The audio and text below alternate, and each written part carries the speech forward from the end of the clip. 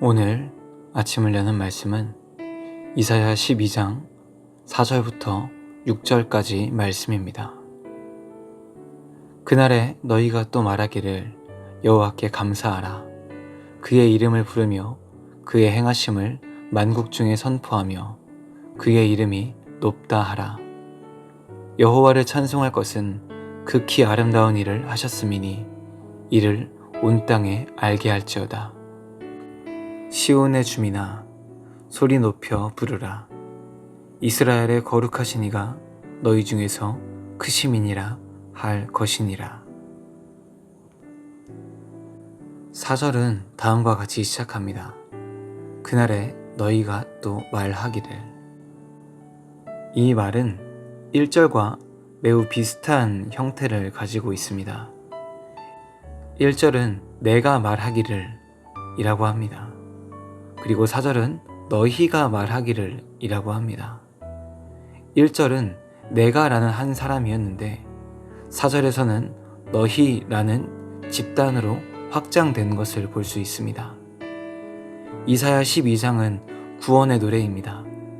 1절에서는 한 사람의 노래였다가 4절에서는 많은 사람의 노래가 됩니다. 이사야가 바라는 구원은 한 사람에서 여러 사람이 되는, 범위가 확장되는 모습인 것입니다. 이처럼 구원은 개인과 하나님의 관계에서 일어나는 것이지만 동시에 개인이 자신이 속한 공동체에 가지고 있는 영적인 책임이기도 합니다. 나를 통해 하나님의 구원과 하나님의 역사가 넓어지는 일이 일어나야 한다는 것입니다. 이어지는 5절은 하나님께서 우리에게 아름다운 일을 하셨기 때문에 그분의 일하심을 온 땅이 알게 하라고 말합니다.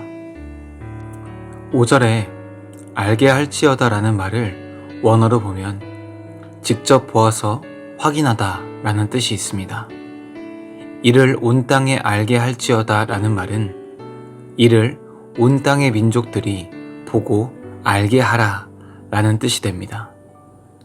즉 땅의 민족들이 이스라엘을 직접 볼 때 그 구원의 역사가 드러나야 한다는 것입니다. 이처럼 우리의 삶은 하나님의 구원의 역사를 세상에 드러내야 합니다. 우리의 삶은 한 인간의 삶으로 끝나는 것이 아니라 하나님의 이름과 역사를 드러내는 통로라는 것입니다. 예수님은 마태복음 5장 16절에서 말씀하십니다. 이같이 너희 빛이 사람 앞에 비치게 하여 그들로 너희 착한 행실을 보고 하늘에 계신 너희 아버지께 영광을 돌리게 하라. 사랑하는 성도 여러분, 우리의 삶이 어떠해야 하겠습니까? 머리부터 발끝까지 주님의 사랑과 구원을 드러내는 삶이어야 합니다. 하나님께서 우리에게 행하신 아름다운 일이 나의 삶을 볼 때 드러나야 한다는 것입니다. 오늘 우리가 우리의 삶을 돌아보기 원합니다. 우리의 말은, 우리의 행동은 하나님의 것입니까? 하늘의 사랑과 법도가 우리의 삶에 깃들어 있습니까? 우리는 주님의 이름을 드러내고 있습니까? 주님의 이름을 부끄럽게 하고 있지는 않습니까? 오늘 하루를 시작하며 우리가 이 질문 앞에 서기를 원합니다.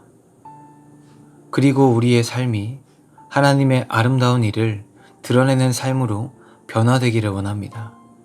나를 보고 나의 가족들이, 나의 이웃들이, 내 주변의 사람들이 하나님의 역사를 알고 돌아오는 일이 가득하기를 원합니다. 하나님의 도우심과 구원의 역사가 오늘 말씀을 듣고 행하는 모든 성도의 삶에 가득하시기를 주님의 이름으로 간절히 소망합니다.